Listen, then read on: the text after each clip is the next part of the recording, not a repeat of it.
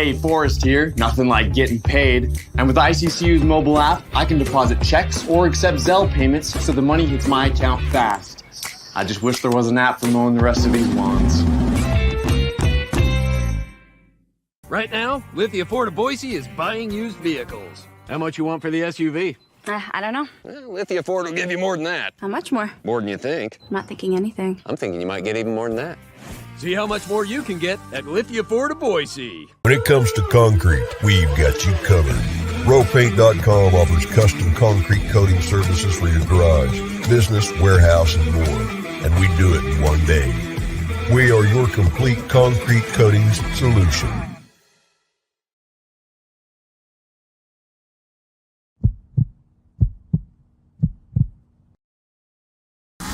This is Bronco Nation News Live. The best interviews, the most informed opinions, the latest breaking news, all from the top Boise State insiders. Joining BJ Rains today is KTIK 95.3 FM The Ticket's Mike Prater. Listen to Idaho Sports Talk with Prater in the Ballgame, weekdays from 3 to 6 on 95.3 FM The Ticket and online at KTIK.com. Now, here's Mike Prater and BJ Rains with another edition of Bronco Nation News Live.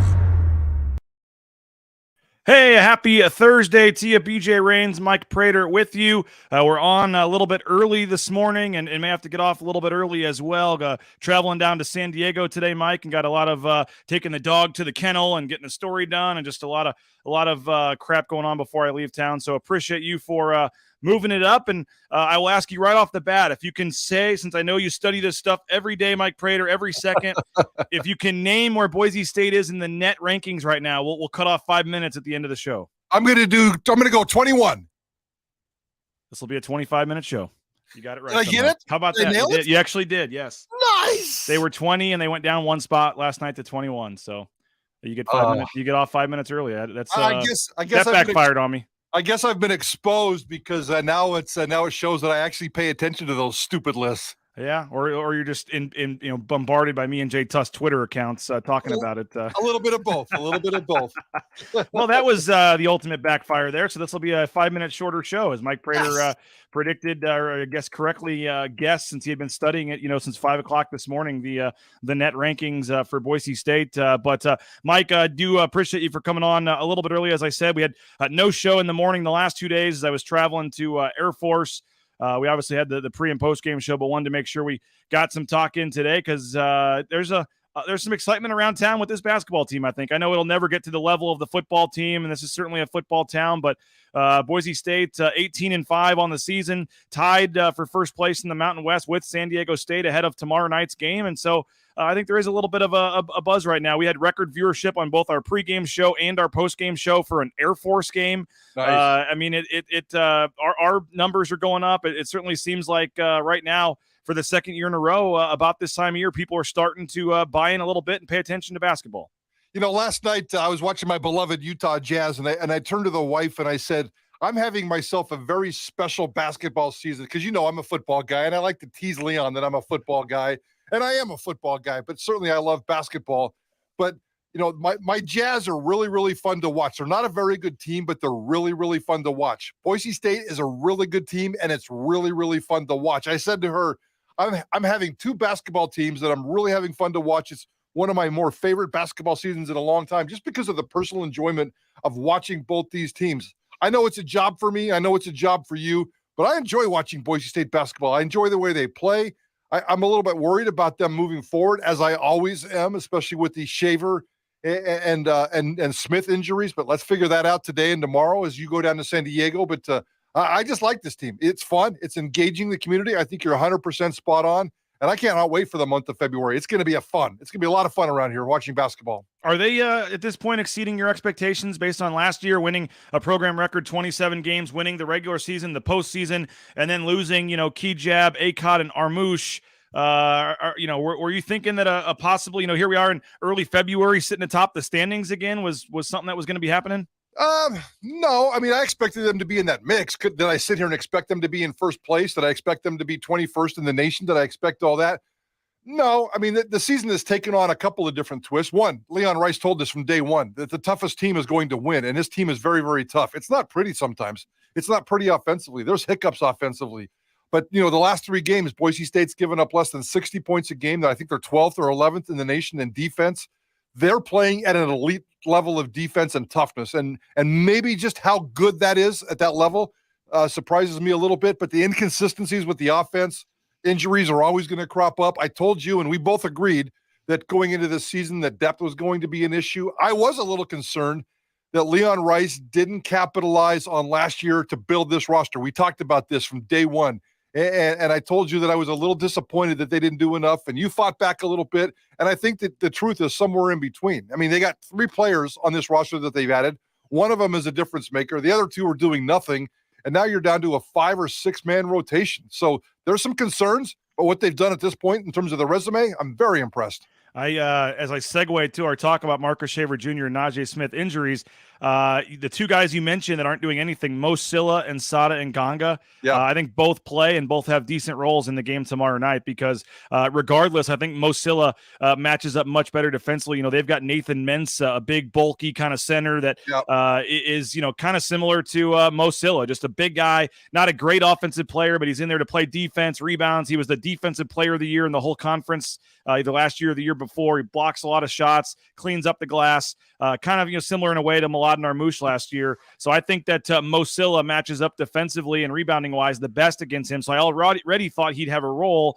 And then you see what happens in that game where Lucas Milner has a couple more turnovers, basically gets benched at the second half. You win, even though they could have used him, and they put in, you have Max Rice playing the power forward position late in the game.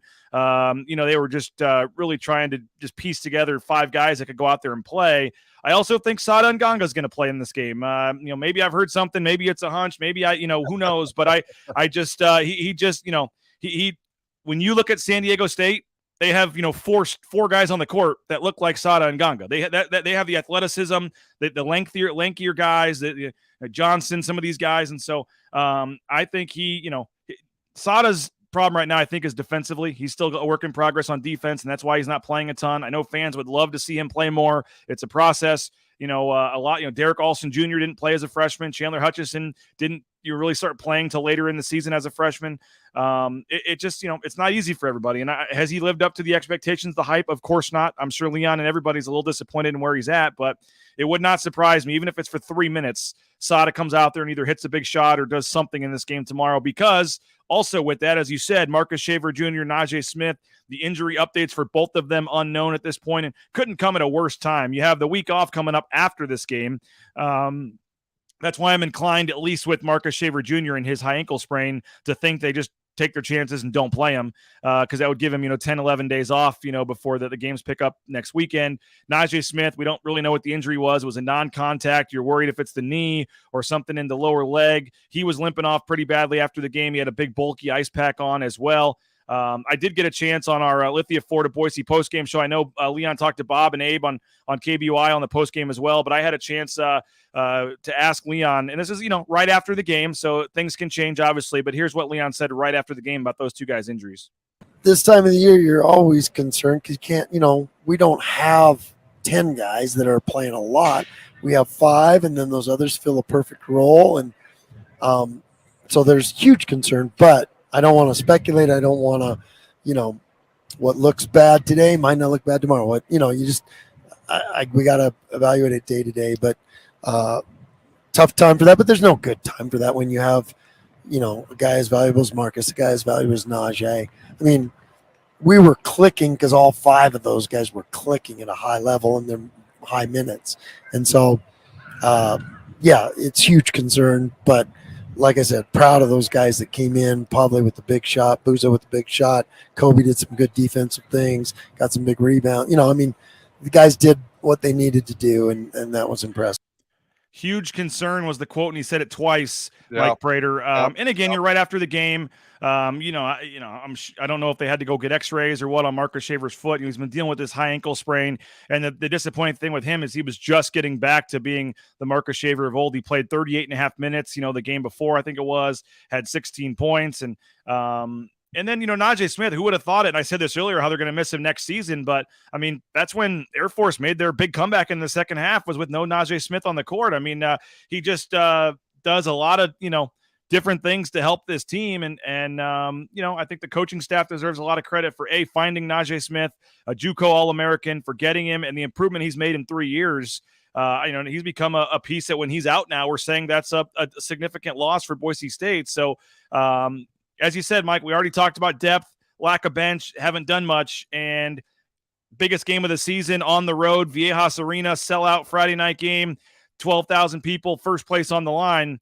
Would have been tough already, but they may be without 2 starters tomorrow. Yeah, and that is tough. And I know the hype is there. I know the stakes are there. I know there's all kinds of stuff there. And, guys like you and Bob are going to say it's the biggest game of the year, and Johnny's going to say the same thing. And it is a big game. It's a big opportunity. If you can win, it's a statement win. But if you lose this game, it's really not that big of a deal in the picture, if you ask me. I know you're talking about maybe a seed line here, a 6 or a 7 or an 8, a difference maker, and we can come back and analyze that at the end of the season. But right now, the most concern that I would have with this team is, without even knowing what the extent of the injuries are, I need Marcus Shaver over the last month of the season. So maybe you do sit him. But I thought that they would sit him at Laramie a couple of weeks ago when he had the injury right before that, because I didn't think Laramie would be that big a deal. They're playing Marcus Shaver a lot. They're pushing Marcus Shaver a lot. And instead of 38 minutes a game, maybe they should put some kind of a minute cap on him and pace him for the rest of the season. I feel uncomfortable sitting here telling Leon Rice what he should do about his team, but you know as well as I do that Marcus Shaver is the most important part of this team. And they need him in late February. They need him in March. They need him in middle of March. This team's going to the NCAA tournament. And right now it's like a baseball and a pitcher analogy. And you've got to start setting your rotation. You got to start setting your lineup, and you got to start making sure all that stuff's important. So you got to get there first. And Marcus is an important part of that. But I would pace him an awful lot. I wouldn't worry or stress or just play all my cards tomorrow night, because I don't think a loss to San Diego State would be that detrimental to this resume. By the way, congrats to Leon Rice. I'm trying to find the exact details, and here it is, Mike. But your favorite clause in Leon Rice's contract, he got to win number 18 the other night at Air Force. So Leon, now let's be honest. I mean, they won 24 games last year. They gave him the new deal. They're obviously going to get well over 20 this year. So it's not like it's that big of a deal. You're essentially just giving him, a rollover contract because that's guaranteeing him 5 years worth of money every year. You're basically just adding a year you're just giving him a year, which I know you don't love. A lot, some people don't love. You're not the only one. It was in Brian Harson's contract as well. I think it was 8 wins for him, but he does add a year to his contract with the win over in Air Force. And remember, he just signed that new deal. So I believe that'll guarantee him $1.15 million for the 2027-2028 season. So Leon Rice now has a new 5-year contract with that win the other night. Yeah, and I have him he's just making right now just like slightly under $1 million if I remember seeing the contract right. So I mean, Leon, this year is $900,000, and then it goes up $50,000 every year after that. He's set to make $1 million at the 2024-2025 season. The last year of the deal, the 26-27 year, was $1.1 million, and then I believe that with that 18th win, I believe that adds a year to the contract. So that does make it 1.15 added on. So that was a fairly significant monetary victory for Leon Rice the other night. Yeah, and I'm okay with the contract as a whole. I mean, he deserves it. He deserves every penny of that. He's put in the time. He's put in the tenure. He's made a difference with this program. He's good for this community. We all like him. He runs the right program. His kids never get in trouble. And I really like what Leon Rice is doing, and his contract as a whole is perfectly fine. I got no issues with that. Mostly it's just the symbolic nature of 18 wins. Come on, guys. 18 wins is nothing anymore. And if he had 3 straight seasons of 18 wins, he'd get fired. And now we're giving him a bonus for getting 18 wins. He passes that. He deserves everything he's got. Maybe on paper, Prater would sleep a little better at night if that said 20 or 22 wins. But I'm not too worried about that anymore, because Leon is super exceeding that and taking care of business, and he deserves everything he's getting with his contract. And I may be eating my words here. I don't see. I'm trying to find. Oh, there it is. There it is. Yep. It will no more than 3 times as part of this deal, though. Each season in which the team has at least 18 wins or advances to the NCAA tournament. So I guess most times you won't get to the NCAA tournament if you don't have. Yeah, so I wanted to just confirm that was in there. He did sign the new 5-year deal, Mike, which we did agree was warranted, obviously, over the summer after they got to the tournament. Yep. But like I said, I mean, I know I saw John Rothstein, a national reporter for like CBS, say things you didn't think you'd type. Boise State 17-5 without Kejab and Akot, and now they're 18-5, and I think that's a lot of fans were a little skeptical if that was a 1-year thing last year. Could they back it up? And was it, because he's got his detractors out there. Plenty of them are still out there and waiting as ready to pounce probably when they lose Friday or the next time something bad happens. And they'll just but to this point they've backed up last year about as good as they could have. Absolutely. They just need to go off and win an NCAA tournament game right now. So maybe that's part of the reason why I'm enjoying this season so much, because my expectations Monday through Friday and Saturday, whatever they're playing these games, it doesn't matter to me. And they're winning and they're playing well and they're entertaining to watch. Home games are fun. There's a lot of energy in the building. So all those boxes are being checked, but it doesn't matter to me. And I know other people are different, but I just want an NCAA tournament win. That's all I care about. Really all I care about. I need that next step with this program. It has to happen. I need an NCAA tournament win. Everything between now and March 17th, 18th, 19th, whenever that date is just getting ready for that date. I need one NCAA tournament victory, or I feel like this season would be a disappointment to me, for me personally. So with that said, all these games do matter and do count because that affects your seed. Well, yeah, obviously the higher seed that you get, the better, the worse team you play in the tournament, and the better chance they have to get that first win. Sure. So I do think some people are already kind of fast forwarding to March Madness and the Mountain West tournament, and it doesn't matter if they win the league or finish second. This team's going to the tournament. It's well, that's great, but you saw last year the difference between a 7 and an 8 was having to play Memphis in the first round, as opposed to a Colorado State that played a Michigan team that barely made it in the tournament. So now they still lost, but the Mountain West was 0-4 last year. But not only the first game, but the second game too, Mike. I mean, it sounds crazy to think about, but if you're an 8 or 9 seed, you got to play the 1 seed in the second game.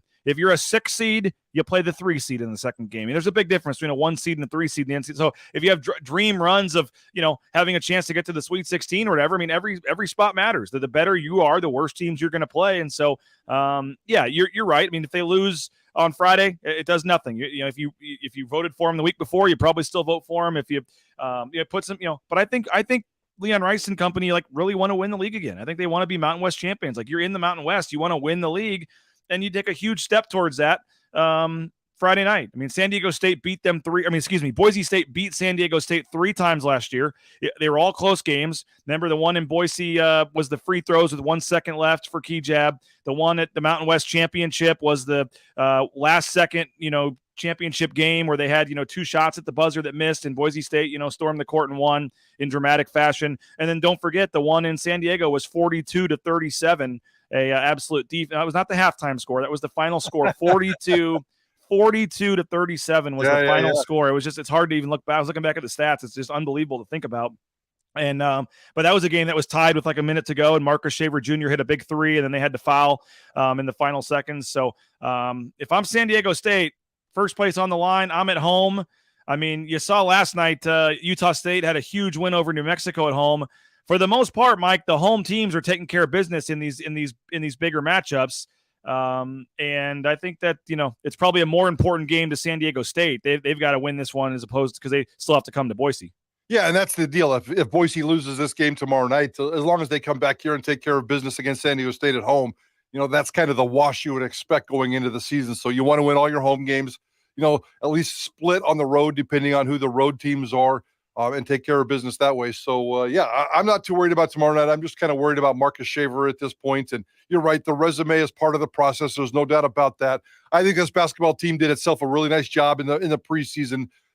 It's a heck of a lot tougher now than it was last year based on this preseason, if you ask me. So, that seed line is important, but they've already done a lot of the prep work in terms of being a better NCAA tournament team, being prepared for that first 10-minute onslaught against a team like Memphis. They've played those kind of tournament-tested teams early on in the season. So just get to the tournament, be healthy, find yourself a decent, comfortable seed line, and take care of business in March. Eight games left in the conference season here, and according to the predictive metric KenPom.com, he's got Boise State predicted to win 6 of the 8, losing at San Diego State by 3, at Utah State by 1, but he's got them winning the other 2. So potentially a 6-2 finish, which would make them 14-4 in the Mountain West. They'd be 24-7, the exact same record they had last year going in to the Mountain West tournament. So it's been a fun ride. Tomorrow is certainly going to be a heck of a game. Looking forward to it. I know Bob and Abe will be down there on the call for KBOI. And then Colin Mitchell and myself will both be down there for Bronco Nation News for coverage as well. Mike, I did want to switch and talk football for a few minutes here, but since we're going short and we're 20 minutes in, I haven't thanked any of our sponsors. I do want to give them some quick love real quick. Cutwater Spirits, check them out. More than 30 flavors of premium pre-mixed cocktails at your local gas station or grocery store. Rowpaint.com. They got that 15% off deal going right now. 15% off using that promo code BNN15. You can type that in, BNN15 at rowpaint.com. That's for interior painting of your home. Lithia Ford of Boise, and by the way, congratulations to Paige Barch of the women's volleyball team. She's inked an NIL deal with Lithia Ford. Prater believed to be one of the largest single NIL deals for a Boise State women's athlete. I know a soccer player is doing pretty well, but getting a Bronco Sport to drive around for a year in exchange for doing some commercials and social media posts. So Paige Barsh, one of the top volleyball players in the Mountain West, now has a new car from Lithia Ford of Boise. Congratulations to her and nice work, Lithia Ford of Boise, one of our sponsors. Idaho Central Credit Union, ICCU.com. Check them out. Mobile online e-branch banking has never been easier. You can get more information and sign up for your account at ICCU.com. And if you're looking for a new job, check out Transportation Compliance Service, transcompservice.com. They can help you out with all the permits and things that get out there towing that first load. The trucking industry is a very lucrative one. You can check it out at transcompservice.com. Mike, I should go ahead and announce now before we quickly mention football. We can officially announce and say that June 2nd is the date for the second annual. And last year I got some flack because I said first annual, and I guess technically the first one's not the first annual. I believe we can call it the second annual, though, right? That is accurate. Nicely done, my friend. Second annual for sure. Yep, second annual Bronco Nation News Golf Tournament. Briefly talked to JP about it. I think we're hoping to have you guys out there again, Mike, broadcasting the show, and just save the date. We're not going to be putting tickets on sale till like April, and I'm not going to be pushing this every day, but just wanted to get out there and let folks know. Save the date, June 2nd. More details to come, and it's going to be even bigger and better than last year. There's even potential for a morning and afternoon flight with the luncheon program in the middle if we can sell. So put it on your calendar. Tell your friends. Pricing will be similar to last year. It's going to be a lot of fun. Really working on it. And June 2nd, Timberstone Golf Course for the second annual Bronco Nation News Golf Tournament. Hoping to have some coaches play again, Mike, and going to be a lot of fun. That was a fun time last year. Nice. Looking forward to it. Nicely done, BJ. June 2nd cannot get here fast enough because it's, 15 degrees outside right now. We talked to the coaches, final 2.5 minutes here, Mike. We talked to Andy Avalos, Bush Hamden, Spencer Danielson, Demario Warren yesterday over on signing day. Boise State officially kind of wrapping up, at least for now, their class. 5 more scholarship players added, 7 walk-ons added as well.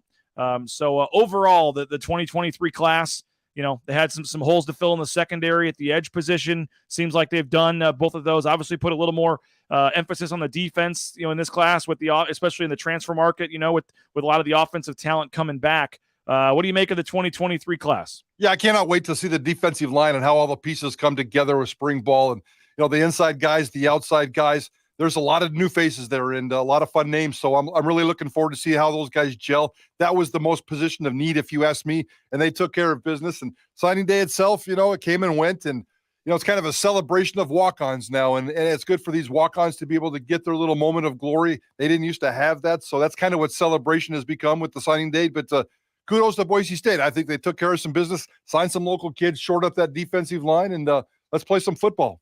Got a story come out on Spencer Danielson today, Mike, and I know we talked about it when he signed the deal, but based on what I've heard, there was some clear legitimate interest from multiple Power 5 schools, and he admitted yesterday, and you can watch the full interview on the Bronco Nation News YouTube channel, but he admitted that, yes, there were more offers for more money on the table at bigger schools, and he could have left for more money in a better spot.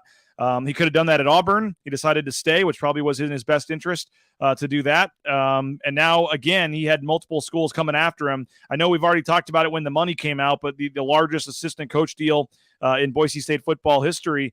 But what do you make of Spencer Danielson at this point saying, you know what, I'm not ready to leave. I'm staying, even though I had better offers elsewhere. Yes, I did. He mentioned that now that he's been here 7 years, every single player other than the transfers, well, you can count them too, but every single player he's been able to basically go in their living room on defense and recruit them. And every single player, he knows their story, and he would have kind of been starting over somewhere else, and he's not ready to do that yet. And I think that's, on a defense that's going to have some questions going into next season. I think having Spencer back is huge. Yeah, I agree. He's grounded. He's a smart dude. He gets it. He gets the other side. And I just think he sees the world through a different lens. And it doesn't surprise me at all that he's coming back. He loves this place. He loves Boise. And I think he's very sincere from his heart in terms of when he speaks. So I'm a big Spencer Danielson fan, as we all are. He's built himself a nice defense. He's going to have a lot of work to do this year to kind of reshape that defense. He'll have to earn his money, and we'll have to see. We'll judge that defense and the results. But I like this cat, and I can see him sticking around for a long time. Hey, make sure if you're looking for new Boise State gear, check out the Blue and Orange Store, theblueandorangestore.com. Free shipping, any order over $40. That's right. Just check out the blueandorangestore.com. Bauscher Real Estate, the number one ranked realtor in the Treasure Valley is Matt Bauscher. We appreciate him. Make sure you check out bauscherrealestate.com. If you're looking for business insurance, United Commercial Insurance makes it easy. They can write business policy insurance in 44 states around the country. Check them out at unitedcommercialinsurance.com. And if you're looking for a bank, a dentist, Boise Dentistry Co. My dentist, Dr. Meinert, does a tremendous job, and the newest technology. And the best part is full family dentistry. So your kids, the whole family can go there and they'll take care of you. Highly recommend Dr. Meinert, Boise Dentistry Co. Check them out. Find a location near you, BoiseDentistryCo.com. Mike, that'll do it for today's show. What do we got on Idaho Sports Talk today? Little Tyson Degenhart and a little Dirk Cutter. So we're looking forward to it. And then tomorrow at 4:15, BJ Rains, Bronco Nation News Report. We'll see you there live from San Diego, right? I know, and I would love to taunt you guys and be at a rooftop bar doing the segment, overlooking the sunset or something. But the game's tomorrow night, so I'll be either at the stadium or en route to the stadium. But I'll taunt you with some photos tonight, maybe if I get there in time. Let's do it, buddy. Let's do it. Appreciate you, Mike. Thanks, everybody. Again, this is a shorter show. If you came in late, you can go back and watch the beginning of it. We started about 8:50 or 8:45 today as I'm traveling. Got a lot of things going on. And then Mike somehow knew that Boise State was ranked 21st in the net. So I let him stop. I let him cut a few minutes off the end as well. But appreciate you as always, Mike. Thanks to JP for getting us on. And we'll be listening 3 to 6 today. Idaho Sports Talk with Prater. Johnny, Bob will be in San Diego with a report as well. And then, as I mentioned, JP as well. So thank you to KTIK for our partnership. Thank you to everybody for watching us. We'll have some stories and things coming up on the website later today, BroncoNationNews.com. And then I will be live from San Diego for tomorrow morning's show with Jay Tust at 8 a.m. Pacific, 9 a.m. Mountain Time. So have a great rest of your Thursday. We'll talk to you later. Bronco Nation News Live, BroncoNationNews.com.